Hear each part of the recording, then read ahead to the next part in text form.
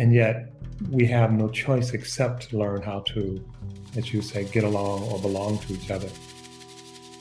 For the Wild is honored to present The Edges in the Middle, a series of conversations between Báyò Akómoláfé and thought companions like John A. Powell, V, Naomi Klein, and more. These limited episodes have been adapted from Bayo's work as the Global Senior Fellow at UC Berkeley's Othering and Belonging Institute. In this role, Bayo has been holding a series of public conversations on issues of justice and belonging for the Institute's Democracy and Belonging Forum, which connects and resources civic leaders in Europe and the US who are committed to bridging across differences to strengthen democracy and advance belonging in both regions and around the world. Bayo's conversations encourage us to rethink justice, hope, and belonging by sitting amidst the noise, not trying to cover it up with pleasant rhythms. To learn more about the Democracy and Belonging Forum, visit democracyandbelongingforum.org. This recording features Bayo's conversation with John A. Powell, director of the Othering and Belonging Institute. Bayo and John play with trouble, belonging, and breaks of transmission. I think it is a beautiful thing to begin with gratitude. Gratitude seems ironic, maybe a contradictory thing, a paradoxical thing, especially in times such as we're in. But it's a good place to begin. So I want to give thanks to the Othering and Belonging Institute and the Democracy and Belonging Forum for inviting this queer aesthetic of inquiry to take root, which we call the Anumbari. And I'll just share a bit about that, but not before acknowledging an elder and someone I deeply respect who is joining me in conversation.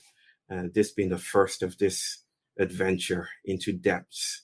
And I just want to also welcome Elder John Powell. Thank you very much, sir, for this conversation. I have to say that the reason I call him elder is, among many other things, Yoruba people, especially, within the context away from the cities, do not know how to call people that they respect by their names. So I respect him and his work, and I'm going to be calling him Elder John, just so we position ourselves within that reality. But I want to begin with this short introduction to an Umbari, just to set the stage, to offer a libation into what this is about. The ancient traditions of Igbo people, the Igbo people are from Eastern Nigeria, is to create a building and dedicate this building to a goddess, Allah. This building is not designed to last. This building is designed to be eaten up by the goddess of the earth. So it's an art form that is dedicated to decay, that is dedicated to rupture, that is dedicated to vanishing. It's not built to last, it's built to be given away, so to speak. I'm inspired by the work of writers like Chinua Achebe. One of the quotes of Chinua Achebe is that the impatient idealist says, "Give me a place to stand and I shall move the earth." But there is no place to stand. Such a place doesn't exist. We move at the world's pace. Umbari is a desire to move conversation at the world's pace. It's not a quest for truth, at least not truth in the final analysis, in that Western notion of arrival, right? It's not a quest for final arrangements. It's not a quest for critique. It's not a desire for agreement or consensus. An Umbari is a desire to have a conversation in such a way that it falls to the more than human, that it might be best expressed by a proverb, an Igbo proverb, that says, if a meal is properly cooked, it will reach the ants. So maybe we're having a conversation in such a way that it might reach ants. How might it feel to have a conversation, to talk in ways that are not about finding some universal notion, but about allowing it to decay, allowing it to wash away, to disappear. The things that will be said between Elder John and myself are diffractively composed. I don't think we're searching for consensus or a manifesto. We're looking for a meal that might serve goddesses, that might feed ants. So we invite you to take whatever is resonant. And if there are questions that emerge from this diffractive experiment, then all the better. And with that, again, Elder John, thank you so much for being in conversation with me. I was struggling with how to start, the best place to start. How do I start such a conversation?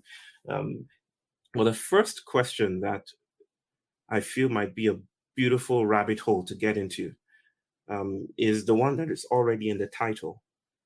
Why don't we get along? Why don't we just have peace on earth? It's a low ball, it's a softball. I think that's the expression. But I think we can swing away from there, see what happens. So, Elder? It's great to be in conversation with you. I'm looking forward to it, both today and in the future, and in your role as with the Institute. Thank that you. question reminds me of Rodney King, and I know some of the listeners are from the United States, some are from other parts of the world, but Rodney King was beat on film by the LA police. He was down on all fours. He went to trial. The police went to trial, and they were acquitted. There was a second trial, and they were convicted. And then he became somewhat famous. And Right. one of his comments was, "Why can't we just get along?" Yeah. And so, in some sense, he posed that question. There's a lot in that question, like there are in many questions. It's not clear that we want to get along. Who is the we that want to get along? Right. And in Rodney King's case, African American man, the police talked about him being big and scary. They were not trying to get along with him. They were trying to make him submit. They were trying to Yeah. dominate. And so I think people, we and people around the earth and in our communities and in our home, part of the thing is, what is our intention? What is the way we're showing up? There's also a question of what supports us, how our physical space, our Mhm. psychological space, our moral space is organized, because we navigate through these spaces and they activate different things. And so I Right. think it's not inevitable that we don't get along, but it's certainly not inevitable that we do. I think we have some agency in this. And the agency is not just personal, the agency is also, how do we interact with our environment? So, one way of reframing the question would be, what do we need to do if we want to get along? Uh-huh. Right. I know the Rodney King story. And in fact, I believe it was part of the storying of this conversation. And that question is, yes, it is. I feel it's theoretically dense and inviting. It's juicy. There's something that wants to be said there. And thank you for sharing that. I want to go deeper into how we frame belonging and how we think about belonging, especially in these times when it seems, well, we're in a time of war and strife, not just on the African continent. And Kenya just went through a largely peaceful election process. Not the same in Nigeria, where I come from, where there are warring tribes and parties that no longer represent the people. America, the United States of America, seems to be an exemplar for weaponized divisions today. And those of us in the so-called global South observing are asking these same questions. How come there are these strange and rabid divisions where the left is unable to speak with the right or the right with the left? And what does it invite us to do with our aesthetics and politics, especially the ones that seek belonging, that seeks to build home for the many instead of the few? So again, I think a very important question, and one looking at the world, whether it's the United States or Kenya or Nigeria or India, Yeah. or Argentina, there's a strife everywhere. In some ways, we are, it's almost like in the biblical discussion of the Tower of Babylon, where people came together and was building this tower to heaven, and then they were cursed by having different languages and division, and they start fighting each other. Uh-huh. In some ways, we're being pushed together in the world. It used to be that Nigeria was a long ways away. It's not anymore. It used to be that India was, from the United States perspective, was some strange, exotic place. It's not anymore. It's next door. It's on your smartphone. We have, in a sense, we're bumping up against each other. And we haven't really gone through the process of actually living a world where we all belong. From my perspective, our connection to each other is real. It's not just an aspiration. It's not just academic, but we don't live that way. Our connection to the earth, our connection to the ants is already there, but we're railing that. We're objecting. We're saying, no, not them, not them. And yet we have no choice except to learn how to, as you say, get along or belong to each other. And we see each other as a threat.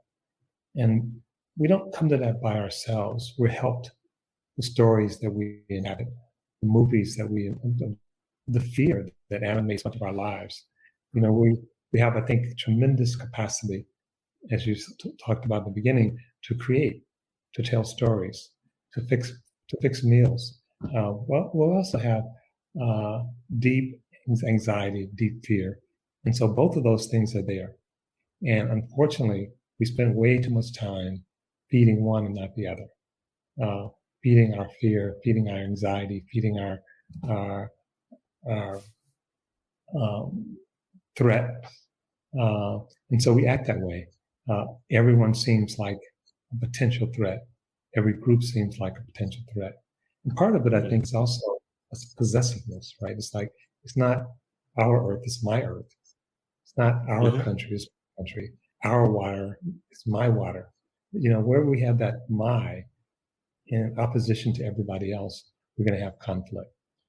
I think that's the challenge, is can we recognize that not only is it our earth, our water, our food, that the only way we really thrive is when we hold each other, when we see each other, when we recognize each other. But that's not the way we've grown up in many cases. It's not the way political systems are organized. I think when you dig deep into belonging, the idea of left and right starts to melt away. We're talking about life. We're talking about, you look at a baby. Is a baby left or right? And most of us see a baby, we're sort of moved with love and deep connection. What's that baby's politics? Maybe one more before I realize I'm asking more questions. But if that's all I have to do here, it's fine. I have a few questions for you as well. You have a few questions. Okay, just one more. It's really about the political imaginaries that are the contemporary political projects of today, and whether they're able to hold the weight, the ontological weight of this desire for belonging. I mean, you spoke about gods and towers of Babylon. One unnamed god in the pantheon of gods in Yoruba land was a musician who's widely considered the father of Afrobeat, Fela Anikulapo Kuti, whose music ushered us into this session. And he would rail against democracy and call it demonstration of Chris, or crazy demonstration. Beautiful music, hip jiving music. But his point was, this political imaginary seems to have been imposed upon us as a people, and it's actually carving us apart, cleaving us apart. So that inspires me to ask about the dynamics of the politics afoot today, which some might name, in the cadence of inclusivity or justice. What is it about these approaches, these modes of encounter, that might actually get in the way of our desire to belong, to build home projects for each other? Well, there's a lot in that question. Yeah. And the Other Belonging Institute, I'm the founding director. But the issue of belonging, we draw inspiration from all over the world. As you know, Bayo, my daughter was born in Tanzania, and I worked in Yeah. South Africa. And the concept of belonging, is in the reality of belonging. We literally are born as humans connected to another being. Mhm. And how we express that belonging may vary from band to band, from nation to nation, but all of us need to belong. We need to belong to the earth. We need to belong to each other. Then we may have our particular ways of expressing it, just like we may have our particular ways of recognizing the divine. And sometimes that particularity becomes ossified. It's like the way you eat your food is, we all need to eat, but it doesn't mean we eat the same food. It doesn't mean we eat the same way. Do we eat with a hand? Do we eat with a fork? Do we eat with a chopstick? Do we eat with a spoon? And there's a concept called schizogenesis. I'm reading a book now called The Dawn of Everything. And Great book. Yes, and so, and the idea of schizogenesis is that sometimes we define ourselves against something else. If you do something, you like jazz, okay, I like rock. You like hot, I like cold. And it's not just that I like cold, it's that I'm trying to distinguish myself from Bayo. So that whatever he likes, I like the opposite. I think even in that is a relationship. That's a relationship itself. And we have multiple expressions of ourselves within ourselves and collectively. But I think sometimes we celebrate differences that are not necessarily as important as we think they are. And it gets organized politically. When you look at strife and war and stuff, it's not just two people having a fight. It's someone, usually a leader, the elites are saying, you don't like those people. They're not like us. They don't eat like us. And usually we do a caricature. Those people become flat. We don't really know them. We only know them in our imagination. We don't know their aspiration, their pain, their suffering, their joys. So that's part of it. I mean, we do need to get to know each other. And we do need to co-create. And the last thing I'll say is on the issue of democracy. And we have people at the Institute who are from Africa, and they raised the question, is democracy a Western idea? And you sort of indicated, Bayo, that you know that book, Dawn of Everything. But the authors make the point that many of these concepts that we're associated with the West actually don't come from the West. They come from indigenous people all around the world. So we need to be careful not to just both attach something and then throw it out because we assume this is Western. The roots of democracy, at least as I understand it, is that it's co-creation. That people get to create the thing that they belong to. If they want to create something different, then call it something different, that's fine. But opposed to domination, as opposed to someone imposing something on it. And so there are many different expressions of democracy. In the United States, which would be a democracy, it's never really been a democracy. It's what my friend Michael Lomi and Howard Winter call a racial dictatorship, where one group dominates another group. And that's the antithesis, at least in my understanding, of what we mean when we say co-creation or democracy.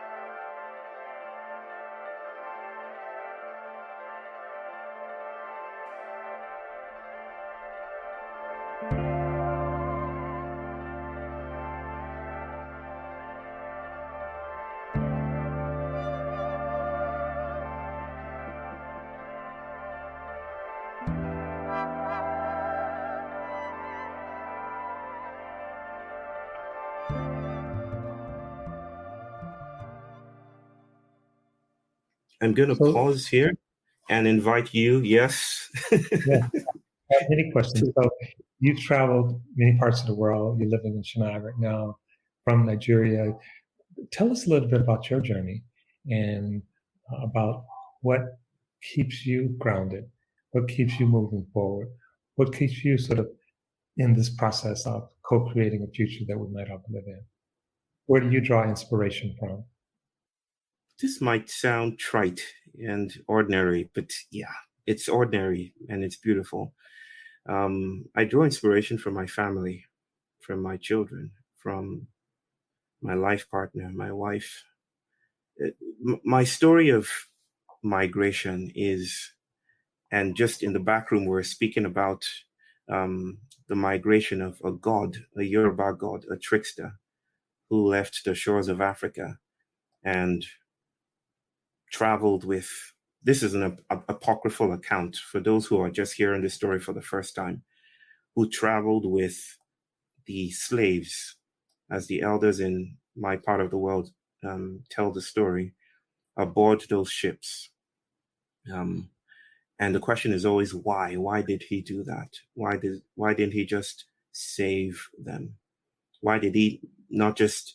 Why did he intercept his brother, the god of iron and victory, Ogun, from saving the situation, from successfully mounting an insurgency? And some of the tentative responses given to that are, without these departures, belonging is impossible.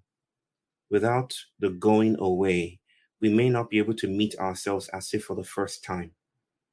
I think I don't want to sound essentialist, but in many senses, I feel I was conditioned.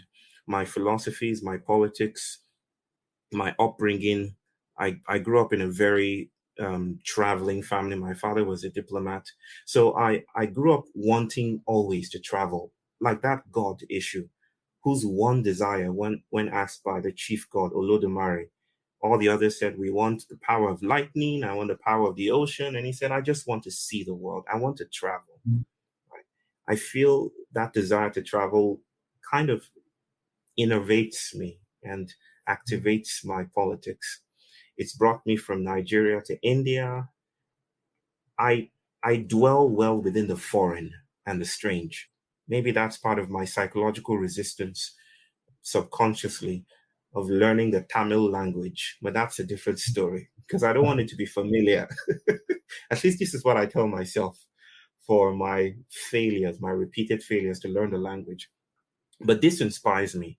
Stories of adventure, not adventure in the medieval sense, but adventure in the sense of novelty is just at the edge of the horizon, that there's something else, something we're not able to think within our political imaginaries, something we're not able to calculate or anticipate or articulate within the lexicon available. So we need a trickster. We need a trickster to burst open new pathways for us, if you will. Thank you. Yeah. I have one more question. Okay.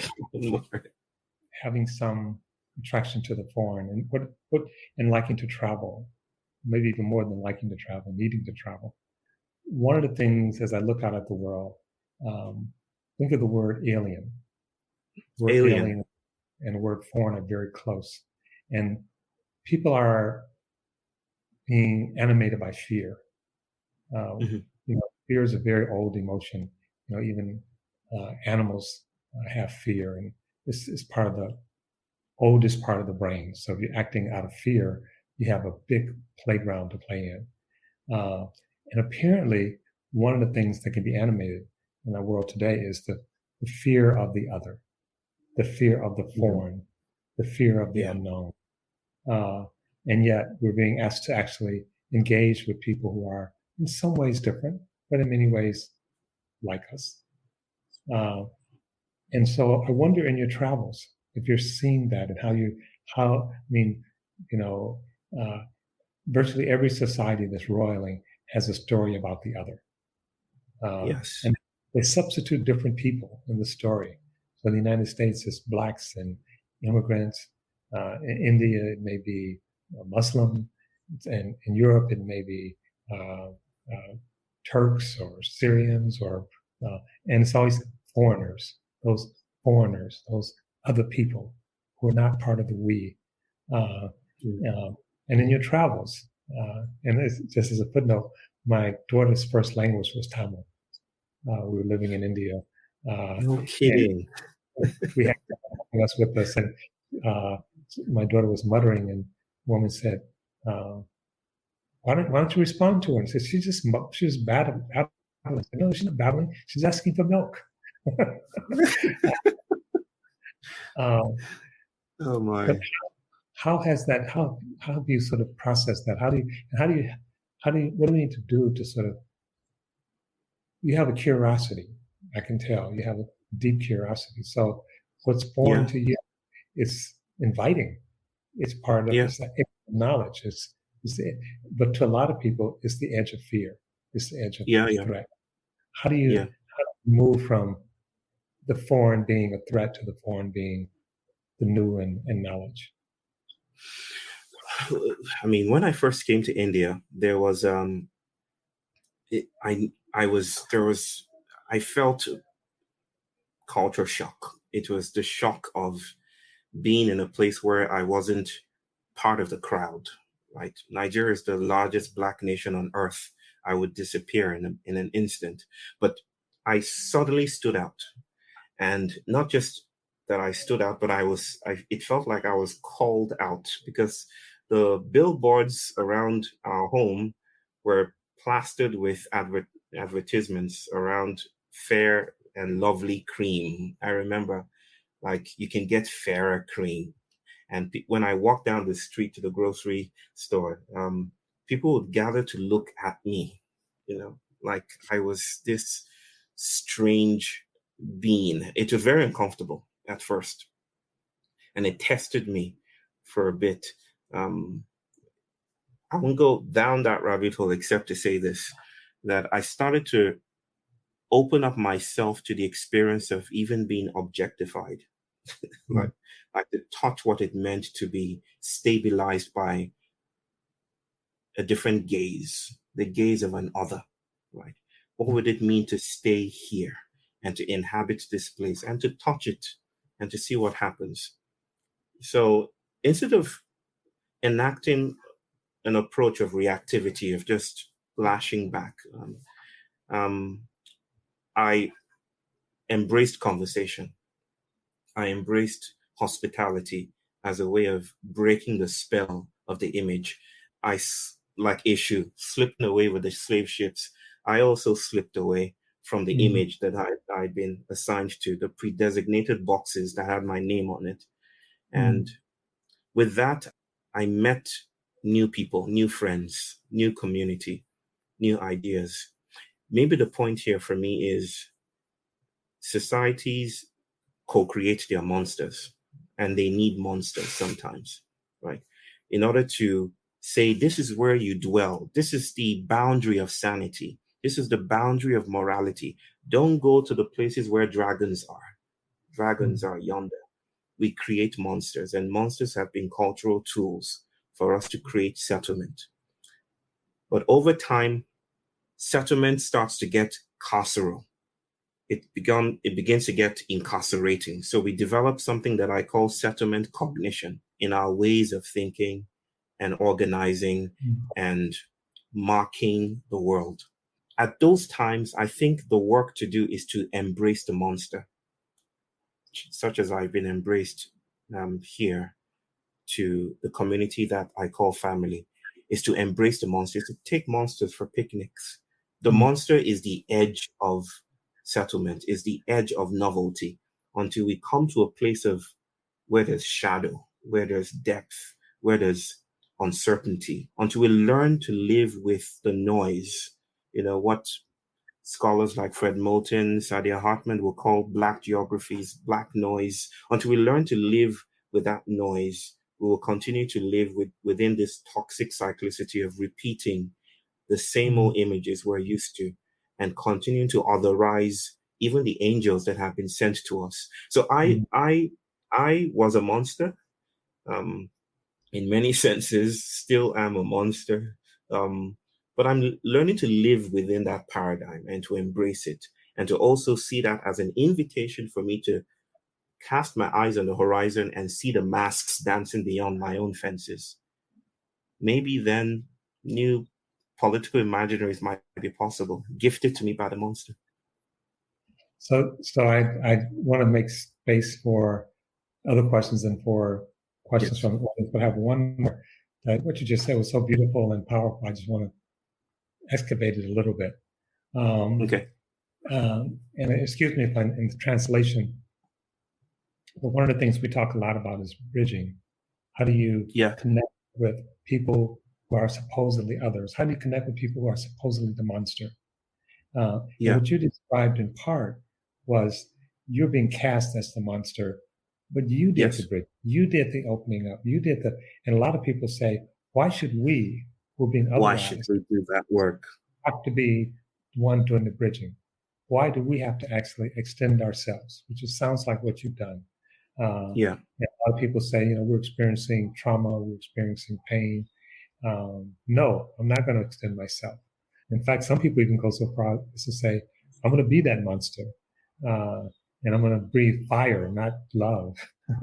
So how do you respond to that? And when you talked about the trickster, one of the things I think about is play. Play sort of turn things on their head. You don't quite see it coming. It's like, and it takes an openness to really play. It takes your curiosity to really play. And I don't know that we know how to play anymore. Most of us have forgotten how to play. That's one of the sad things. Children know how to play. Adults have, by and large, forgotten how to play. So what do you say to people who say, I'm being other and I'm pissed, I'm angry, and I'm slapping back. I'm not going to extend myself in conversation or otherwise to the other. I think with great compassion to those responses, I think most of the time when we respond in that way, we fail to see or we obscure the gift that is refusal, that is the invitation to play. As you eloquently said, Elder, the trickster is the invitation to move from side to side, to break the posture that we're used to play like children. That's a gift. That's the decolonial. Decoloniality for me is playful cosmology. It's the call to create anew. It's the call to leave the familiar behind and dwell within the black noise of the uncertain, and then to see what happens there. Just like the Inuit people that have this beautiful ritual called Katsiluni. I think I'm pronouncing that right. Which is sitting in the dark and waiting for something to happen. And it's part of this wailing tradition of co-creating a song, but the lyrics are not clear to you at the point of creating the song. So they go into this room and they sit and they're still. And somehow through the ordinary, and I started our conversation by speaking about the ordinary being more extraordinary than the extraordinary. But somehow the ordinary gifts the moment, the darkness, the lyrics of the song that wants to be born. So in that way, I feel that when we say, for instance, that I don't want to extend myself, I deeply understand that in my bones because I was there as well. But the invitation to extend oneself exceeds conversations about entitlement and rights and privileges. It's the trickster. It's the trickster giving us an advantage to break outside of the settlement cognitions and colonial bubbles of identity with which we framed our worlds and our homes. So it's actually a gift. It's it's a plus to exceed those boxes, to move outside of the way. And this is what I think of as refusal, or what I often write of as untold fugitivity. It's about us escaping the plantation that belabors or uses our labor to create worlds. And one of the ways that I think that is done is through very colonial, stabilizing, static notions of identity. that we're here and there's nothing else to be known about us. This is who you are. It's very Aristotelian, Platonic. This is where you sit. That's all there is to you. This is not my cosmology. The world that I come from means that I always travel, that the local and the diasporic are entangled with each other. My response to that is duplicitous. I understand on the one hand why people would respond that way, and I understand the politics that makes that possible, but I also long for something more than critique. I also long for something more than just the one we're used to, the politics we're used to. I long for flight. I long to move away from the shores that I'm used to, because it doesn't seem to be working for even those that are privileged anymore. Thank you. I see questions are coming in, so I'm going to turn it back to you. I'm reminded, Toni Morrison basically said, paraphrasing, that if you want to destroy a people, take away their dreams. Yes. And to me, that's partially what she's saying. Dreaming is one of the places that we play. It's one of the places that we break out of the static. And so sometimes in terms of being colonialized, it's not just our physical bodies, that our minds, our capacity to dream has been fractured. Yes. It's that even sometimes in our attempts to address the ills, the oppressive ills of colonial arrangements, we feed those arrangements, we reinforce them, we reinscribe the hurt and the pain. So the gift of refusal, the gift of play, is to dance away from those algorithms so that we might find other ways to compose reality, to compose belonging. And this might be, I'm noticing the question, how do we play when we feel physically and emotionally unsafe with others? For me, Elder, belonging isn't something that comes from human longings. Belonging is a dense materiality. It's animacy. It's multi-species salon. It's not just how we feel. It's not just the legal frameworks. It's not just the architecture. It's not just inclusivity. Of course, you've written extensively about that. It's also viruses and microbial activisms in our guts. It's also texture and color and the non-human world. So that belonging, bodies do not precede belonging. Belonging creates subjectivity. It creates our bodies. So there will be moments when we feel unsafe physically and emotionally. And I don't think I can speak in some universal sense and say, stay there and see what happens.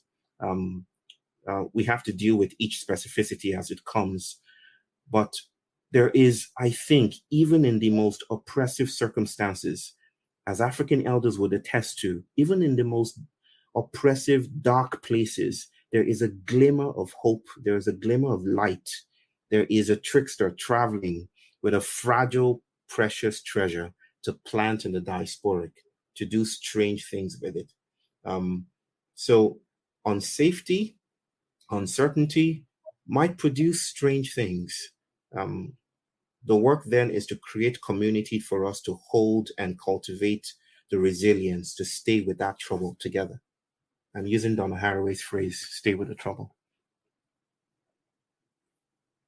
The questions are pouring in, and so I'm going to take another one. But people have heard me talk about my family. You mentioned that's part of your inspiration. It is. Instead, both the parents have passed now, so I'm an orphan in a way. But they left me so much, including my siblings. But if I were to chronicle all the difficulties of my parents' life in terms of being sharecroppers in the South, in terms of watching and being aware of people being killed and literally lynched, of when I was a young man and my dad, a furnace blew up in his face and we're driving around Detroit looking for a hospital that will accept a Black man into the hospital. There's a lot of what we might call trauma or pain. And yet, if you had met my mom and dad, and some of you have, the story of that pain and their story would seem to be incongruent. There was so much love. My mom was a trickster. My dad was a bodhisattva. And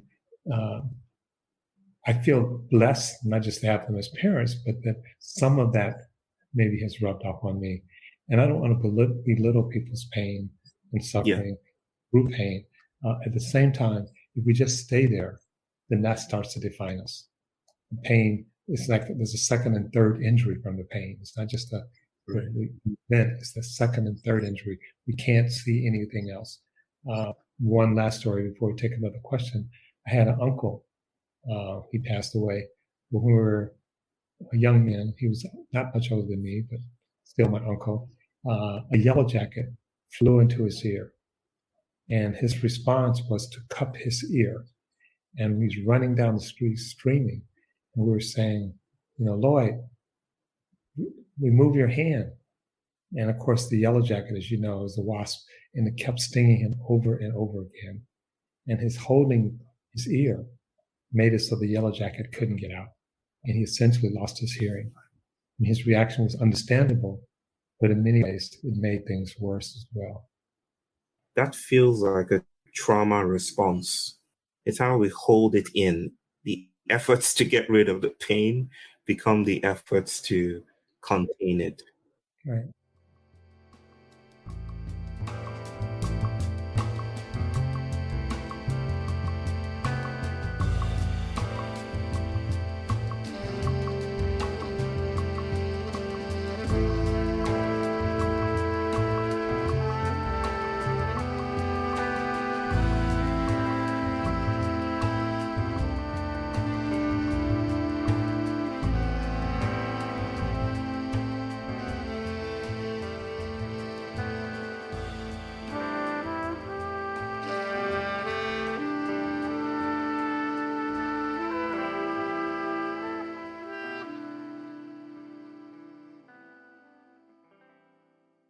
So one question is, how can we teach one another to play the role of the trickster, identity smasher, new world creators? I'll start, but then I'll turn it over to Bayo. Bayo shared with us his tradition and family in Nigeria. Many of us, I would think, are not Nigerian. Maybe some of you are. Many of us have had different traditions. So I don't know if we can completely, without more work, without more investigation, interrogate tricksters. I think it's something to sort of orient us in a certain way. And we may have our own way of playing, our own way of actually engaging what I call our multiple identities. I think that I think we are multiple identities. And the reason we don't experience that is that there's something holding us back. There's something we're taught not to actually investigate, experience, relax into our multiple identities. And one of the things about play, when you think about kids, when they play, oftentimes they play from a space of multiple identities. They take on different characters. They take on, there'll be a bird, there'll be a river.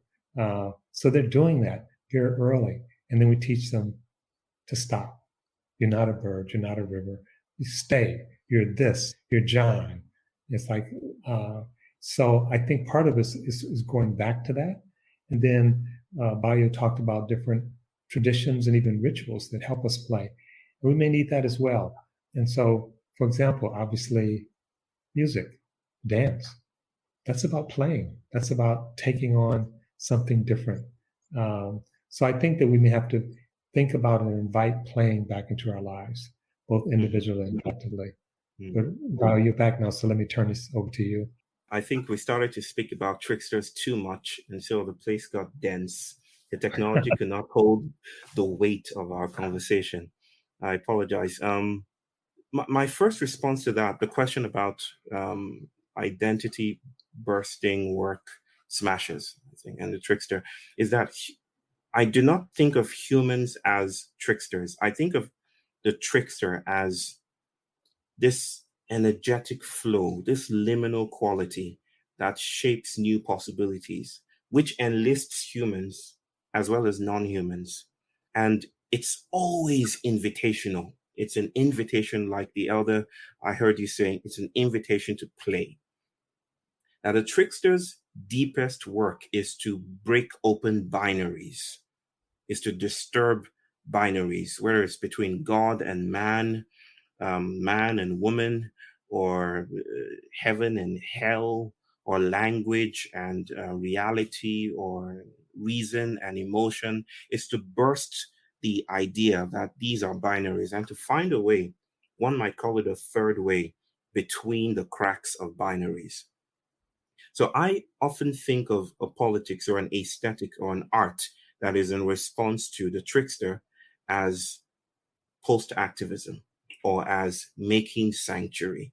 That is an invitation to play, to compose from the fabric of our loss and our grieving and our not knowing, an art, a way of keeping track of our bodies, so to speak.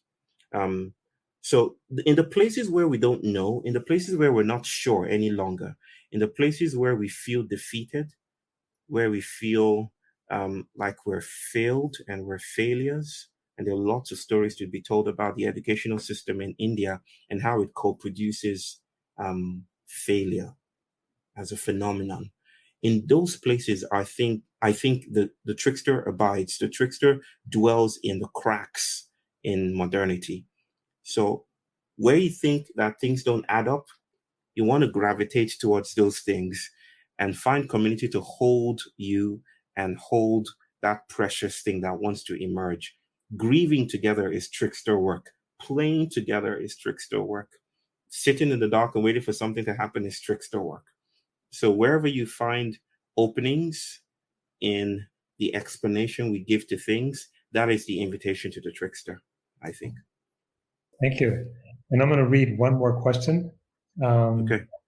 We may have time for two more. I am Asian from an all-white community in Ohio.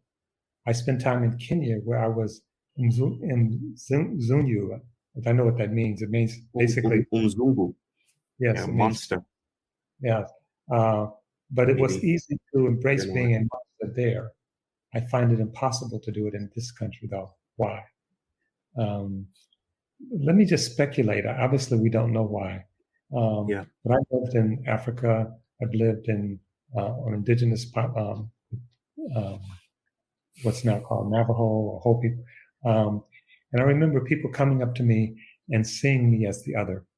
But there was no, it was almost like just a fact. It wasn't like, I'm going to beat you up. It wasn't that, it didn't have the kind of toxicity that I find sometimes being Black in America carries with it.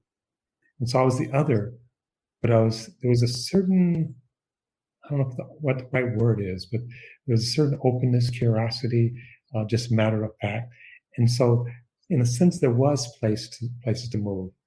I remember one of the things I used to do when I lived on the Navajo and Hopi reservation, I used to stand on my head a lot doing yoga. And people, sometimes when they would get a little frustrated with me, they say, go stand on your head. You know. But I've never heard someone who is being hostile to me because of their racism say, go stand on your head. It's like they say, cease to exist. They say you're a threat in a way.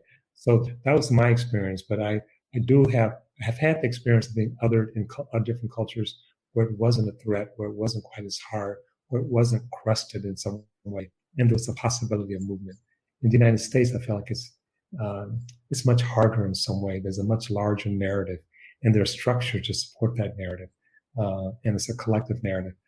So that's my response. Bayo, do you want to respond to that as well? Yeah, I do. I think the United States has. This is where this speaker is from. Is speaking from Ohio, right? Yes. In the United States. So I think the United States has a lot of practice at being empire. And empires eventually start to, after using up all the resources, natural resources, human resources, when they run out of resources, they might commodify monsters as well, right? And take the other and contain it and in an algorithm of indigestibility, put it in a family way so that it continues to reproduce for them, which is my highfalutin way of saying that some of the cultures that I've also had the privilege of living with always have others. It's almost inescapable that we co-produce the other in co-producing place. But they have healthy encounters with the others. Yoruba people have a sense of orita. This is the crossroads. That is, they say that the crossroad interpenetrates everything. That if you go to a marketplace and you bend down and you look at the world between your legs, the world behind you, you will find monsters. So that they're not far away. They're not in the wilds beyond fences. They're right here with us, and we're indebted to them. So there is, and Yoruba people pray to Ishu. They say, Ishu, come close, but not too close. So there's this healthy fascination with the trickster, but also a deep respect that to engage the trickster is to engage risk. I feel this is entirely missing in empire, or at least so repressed or pushed down as to be of no consequence. It's that even monsters are now game for capitalist reproduction. And so it's almost impossible to have that conversation in that space. What needs to happen, maybe, I would venture out to say, is a break in transmission, or else empire will keep on reproducing itself. So something needs to interpenetrate that model and invite a falling apart. And I'm not speaking in terms of nation states falling apart. I'm speaking in terms of people meeting the trickster in local puddles of refusal and finding anew a world of play that could not have been possible if they stuck within those empiric assemblages. So we're almost out of time. I'm going to throw out one more question and give a quick response. The question is emotional justice and belonging linked? Is emotional justice and belonging linked? And let me just add one thing to what Bayo just said. I'm here in the United States. I'm in Berkeley, California. So things may seem very solid, but they're not. Mm-hmm. Mm-hmm. I was in Africa doing work on ending apartheid when Steve Biko was killed. I was actually doing postgraduate work. So I was studying what was happening in Southern Africa. And when Steve Biko died or was killed, I felt like South Africa, Mozambique, Zimbabwe, they will never become post-colonial. And a few years later, apartheid had begun to crumble. I missed the fragility of it. It looked like this huge empire, if you will, and yet it was fragile. And so I think that even as we think about empire, there's a fragility to that. And part of fragility is people themselves. And we're running out of time, so I'm not going to go into it. But I want us to sort of distinguish between the empire and the people. That all of us, for the most part, white, black, straight, gay, are trapped in this empire, sort of. And we're not all in the same position, but this empire is weighing upon all of us, and it's fragile. Indeed. The fragility in part can be accelerated by belonging, by the trickster. But if we see it as this big thing that can't change, it actually freezes us as well. And so in terms of your question, is emotional justice and belonging linked? I would say yes, but they're not the same. And to me, belonging already exists. We don't live it. We don't celebrate it. We don't acknowledge it, but it's there. We're always connected. We're always belonging to each other. We already belong to the earth. We may not recognize it. Justice is something different. Justice is not something that's already there. Bayo, let you have the last 60 seconds. 60 seconds. I would say yes, but I would also I struggle with the term emotional justice, the phrasing of that. Maybe I would invite more conversation about emotional justice as a concept. But yes, justice and belonging play with each other, but there are also moments when it seems this trope of belonging that we're building concepts around, where it pushes out and it seeks new ways of traveling. When home is no longer hospitable, what do we do? Maybe that's how I end that or respond to that question. Thank you. It's time went. Thank you, Elder. Thank you very much. Thank you for listening to this special episode of The Edges in the Middle with Báyò Akómoláfé and John A. Powell. The music you heard today was by Sitka's Son, graciously provided by the Long Road Society record label. For the Wild is created by Ayana Young, Erica Ekram, Francesca Glassbell, and Julia Jackson.